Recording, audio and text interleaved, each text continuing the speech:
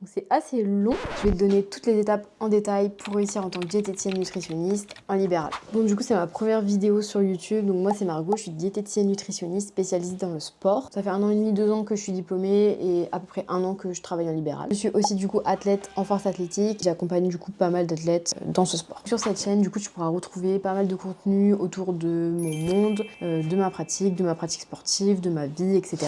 Du coup, j'ai toutes les étapes là-dessus.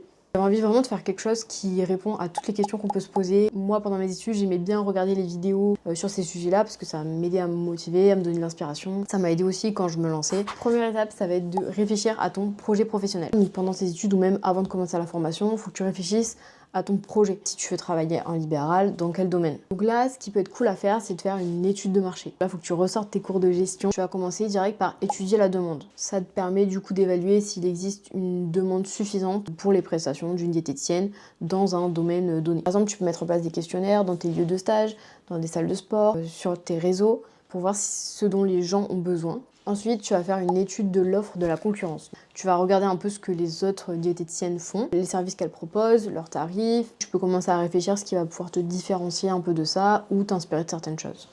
Ensuite, tu vas analyser le profil de tes potentiels patients. Est-ce que tu vas vouloir te spécialiser vers les jeunes, vers les personnes âgées, vers les femmes enceintes, les sportifs, de sorte à ce que ton service soit le plus adapté par rapport à ces personnes-là et leurs besoins. En dernier, tu vas faire une étude des aspects financiers. Donc là, ça va être vraiment étudier la rentabilité de ton activité, si tes tarifs sont cohérents et te permettent d'être rentable, pour quel nombre de patients, etc. Tout ça, ça paraît peut-être un peu brouillon, mais en fait, ça permet vraiment de, voilà, pas une fois qu'on a le diplôme, se dire bon, bah là, qu'est-ce que je fais? Il faut vraiment que tu anticipes et que tu organises déjà ce que tu veux mettre en place, que tu y réfléchisses. Ensuite, deuxième étape, et pas des plus simples, du coup, c'est d'avoir ton diplôme. Il faut un diplôme d'état de diététicien. Donc pour ça, tu peux faire un BTS diététique ou un DUT génie, biologie, option diététique. Personnellement, j'ai fait un BTS diététique et avant ça, j'avais fait une licence de biologie. Après ton diplôme qui te permet d'être diète, tu peux faire soit des licences professionnelles, soit des formations donc qui vont te spécialiser dans un domaine donné, donc dans le domaine du sportif,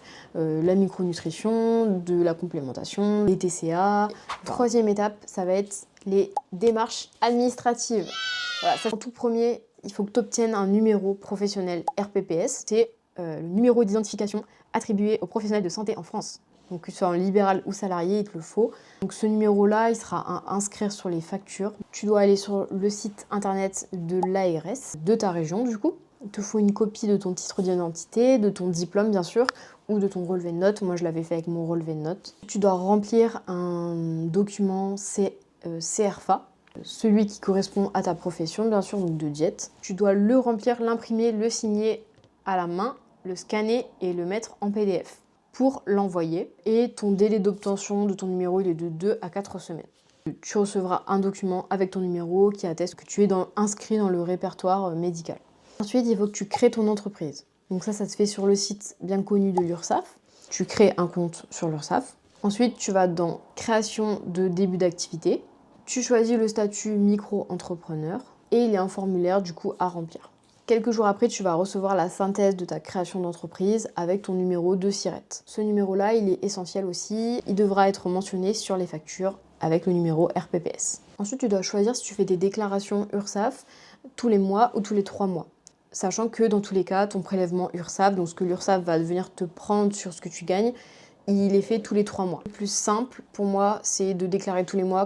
Tous les mois, tu déclares et tu sais que voilà, c'est fait. Tu prends ta petite routine, t'oublies pas. Tu peux choisir aussi si tu veux payer tes impôts sur l'URSSAF ou si tu veux les déposer sur impôts.gouv. Moi, je trouve que c'est plus simple de tout faire sur le même endroit. Tu mets l'URSSAF en favori. Voilà, tous les mois, tu vas dessus, tu fais tes déclarations. Ensuite, toujours dans les démarches administratives, tu vas pouvoir prendre une assurance professionnelle. Donc c'est obligatoire en tant que professionnel de santé d'avoir une assurance professionnelle. Dernière étape administrative, ça va être d'ouvrir un compte bancaire professionnel. Donc ça c'est hyper important je trouve. Ça te permet en fait de ne pas toucher à l'argent que tes patients te donnent. Quand tu fais tes déclarations URSSAF, ça te dit quel montant l'URSSAF va te prendre. Tu te vires la différence en fait, ton salaire. Parce que ton chiffre d'affaires n'est pas ton salaire. Et en plus, l'URSSAF te prend tous les 3 mois. Donc tu peux passer 3 mois à te dire « Ah, trop bien, je suis riche, j'ai plein d'argent. » Mais en fait, c'est l'argent de l'URSSAF. Donc voilà, faut faire quand même attention à ça. Personnellement, j'ai pris un compte sur une banque en ligne. J'ai pu toucher un parrainage et ça m'a permis de payer mon application de suivi diète la première année. Ensuite, quatrième étape, ça va être la mise en place de tes prestations et de la gestion. Donc en premier, tu vas établir tes prestations. Tu vas pouvoir faire une liste de tes prestations, des services que tu as envie de proposer, du contenu, de la durée. Ce qui se fait beaucoup en diète, ça va être des consultations uniques initiales, donc la première, les consultations uniques suivantes. Il y a des diètes qui proposent des consultations de couple. Dans le milieu sportif, parfois, on peut proposer aussi des suivis mensuels. Un suivi mensuel, c'est quoi? Moi, c'est comme ça que je fonctionne. C'est une première consultation au début du mois et ensuite, tu as un suivi minimum pendant un mois. On fait un bilan une fois par semaine sur WhatsApp pour faire le point de comment ça se passe, etc. Est-ce qu'il y a des modifications, des adaptations à faire? Voilà, ça permet d'accompagner vraiment la personne.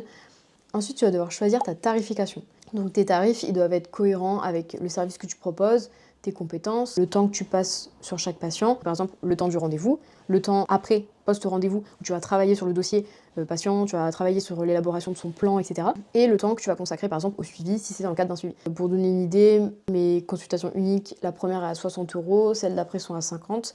Pour les suivis mensuels, je suis à 95 € par mois. Il y a des personnes qui font plus et il y a des personnes qui font moins. Ce qui compte, c'est d'assumer vraiment son tarif et voilà, savoir l'expliquer. Faut pas oublier que la plupart des personnes se font rembourser une bonne partie par leur mutuelle ou même intégralité parfois. Et si j'ai un conseil à te donner par rapport au tarif, ça va être de pas commencer trop bas parce qu'après ça va être compliqué pour augmenter tes tarifs. Ensuite, il faut que tu trouves un moyen de prise de rendez-vous. Certaines personnes font la prise de rendez-vous par message, par appel ou par Instagram. Ce que tu peux faire, c'est mettre ta prise de rendez-vous accessible via un lien. Il y a du coup Calendly.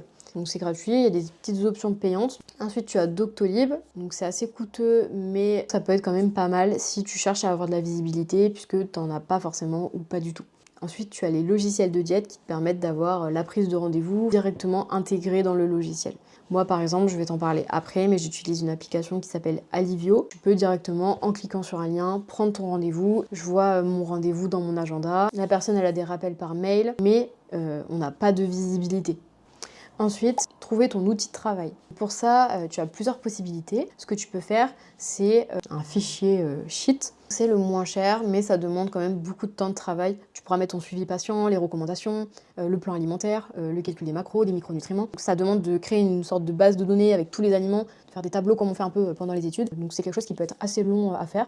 Sinon, il existe plusieurs applications de diète. Ce sont des applications du coup payantes. Les plus connues, ça va être Nutrium, Mon Suivi Diète et Alivio.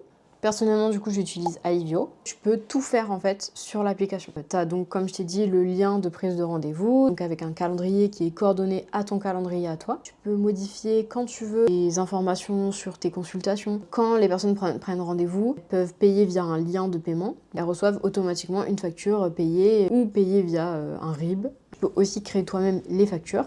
Donc, je vois le suivi de mes factures, qui ont été payées, pas payées. Je peux voir tous mes patients. Chaque patient a un dossier patient. Je peux changer n'importe quand leur plan alimentaire. Pour la création des plans alimentaires, il y a une base de données avec tous les aliments du Sequal. Je peux nous rentrer des petites notes. Je peux leur partager des documents. Tu peux créer des recettes directement sur l'application. Ça te calcule les macros. Les patients ont tous un carnet qu'ils peuvent remplir. Je peux suivre le carnet. Je peux voir tout ce qui me rentre. Il y a aussi une messagerie dans l'application. Moi, personnellement, je l'utilise pas. Je travaille avec WhatsApp. Il y a une zone sur le côté rappel. Ensuite, il faut que tu mettes en place un planning de travail. Donc ça va être essentiel de bien structurer tes journées pour pouvoir travailler de manière efficace et de te créer un emploi du temps avec des horaires, des créneaux pour les consultations ou pour ta communication, la création de contenu, la création des nouvelles diètes. C'est vraiment pas facile. Quand on est en auto, on débauche jamais vraiment. On est toujours un peu dans le travail. Il faut éviter d'être dans cette dynamique-là puisqu'on peut vite s'épuiser. Ensuite, il va falloir que tu gères ta comptabilité. Essaye d'avoir un document pour recenser ta comptabilité. Les personnes qui te payent, comment, quand. Pour que quand tu es à faire tes déclarations URSSAF, tu ne sois pas en train d'aller chercher toutes tes factures par-ci par-là. Ensuite, étape numéro 5, ça va être d'assurer tes arrières au niveau financier. Quand on se lance en libéral, ça fait un peu peur. Ça peut être assez risqué au niveau financier. Quand tu te lances, tu gagnes pas tout de suite un SMIC. Tu peux pas forcément tout de suite te payer un cabinet. Quand tu as un cabinet, t'es pas forcément rentable tout de suite. Faut que tu vois en fonction de tes ressources ce que tu peux te permettre de faire ou non, puisque le but c'est pas de faire quelque chose et de se retrouver dans la merde Et du coup, ça fonctionne pas, mais parce que t'as pas bien anticipé. À la fin de mes études, du coup, je savais que je voulais me lancer en libéral. Du coup, j'ai trouvé un travail en 35 heures pour mettre un peu d'argent de côté et me lancer mon activité en parallèle. J'ai commencé, j'avais un patient, deux patients, trois patients, 4, 5. Ça montait vraiment petit à petit et je gagnais moins de 500 euros. On peut pas vivre comme ça. Si je peux te donner des petites astuces du coup par rapport à ça, dès que tu t'inscris à l'URSSAF, dans les 45 premiers jours, il faut que tu fasses ta demande d'ACRE. Ça va te permettre d'avoir une réduction du pourcentage qui va être prélevé par l'URSSAF. Donc c'est une aide à la création d'entreprise et tu peux l'avoir pendant un an. Du coup, tu vas remplir le formulaire de l'ACRE que tu peux trouver du coup sur l'URSSAF. Ensuite, tu envoies ton formulaire et les justificatifs à l'URSSAF. Tu verras ton pourcentage URSSAF réduit sur tes déclarations. Ensuite, tu peux faire une demande d'ARE. Si tu crées ton entreprise pendant que tu travailles au minimum 6 mois, et dès que tu es mis au chômage, du coup tu peux demander l'ARE, ça se demande auprès de France Travail. Tu les appelles ou tu fais ton inscription en ligne, tu auras peut-être un rendez-vous avec eux et ça te permet de toucher une somme d'argent tous les mois en plus de ce que tu gagnes du coup avec ton activité libérale. Donc tous les mois du coup tu devras déclarer ton chiffre d'affaires, envoyer ta déclaration URSSAF sur le site de France Travail. Tu dois faire tes actualisations en fait, ça s'appelle. Avant-dernière étape, donc étape numéro 6, travailler sur ta visibilité et ta communication. C'est ça qui va donner envie aux gens de venir vers toi. Et c'est ça qui va amener aussi tes services aux yeux des gens. Pour ça, du coup, donc il y a les réseaux sociaux, Instagram, Facebook, LinkedIn, TikTok, etc. Donc ça, c'est important de développer ces réseaux, je trouve. Tu peux commencer à développer tes réseaux un peu pendant tes études, si t'aimes ça aussi, bien sûr. Ensuite, tu peux créer un site internet. Ça, c'est pas obligatoire, je trouve, si tu as des réseaux développés. Ce qui va être important, c'est de créer une page Google. Tu crées une page sur Google Business. Et si tu veux augmenter ton référencement, donc faire en sorte que les personnes te voient, il faut que tu te localises, que tu demandes à tes patients de mettre des avis. Par exemple, avec un mail de satisfaction post-rendez-vous. Tu peux mettre aussi des photos, des hashtags. Tu peux mettre ton lien de prise de rendez-vous sur ta page Google. Comme ça, les gens peuvent cliquer dessus et prendre rendez-vous directement avec toi. Mais tu peux faire une carte de visite. Carte de visite, tu peux les déposer dans des cabinets pluridisciplinaires, chez les kinés, à des personnes que tu croises, avec qui t'en parles, poser en salle de sport, dans des petits restaurants, dans des magasins de compléments alimentaires aussi par exemple. Personnellement, j'en mets dans ma salle parce que je travaille en collaboration avec une salle de sport. Il y a un petit QR code sur ma carte et du coup les gens peuvent le scanner. Ça emmène directement à la prise de rendez-vous. C'est pas forcément ce qui apporte le plus de monde, mais c'est toujours ça. Ce qui comptera le plus, je trouve, va vraiment être le bouche à oreille.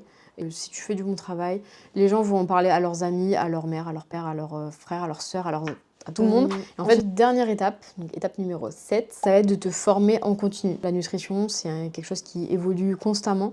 Et donc, c'est important de se tenir informé des nouveautés, des dernières études, etc. pour pouvoir avoir un service qui est le plus actualisé, adapté possible. Voilà, du coup, tu as tout ce qu'il te faut pour pouvoir te lancer en tant que diététicienne nutritionniste en libéral. Si c'est vraiment ce que tu veux faire, va au bout des choses et fais-le. C'est hyper intéressant si tu as envie de travailler pour toi. Pendant les études, je trouve qu'on nous décourage pas mal à le faire. Juste, voilà, être patient et bien assurer ses arrières. J'espère que du coup cette vidéo t'aidera à concrétiser ton projet. En tout cas, si tu as des questions ou des sujets spécifiques que tu aimerais que je traite, n'hésite pas à me dire du coup en commentaire. Je te laisse t'abonner et je te dis à bientôt pour une nouvelle vidéo.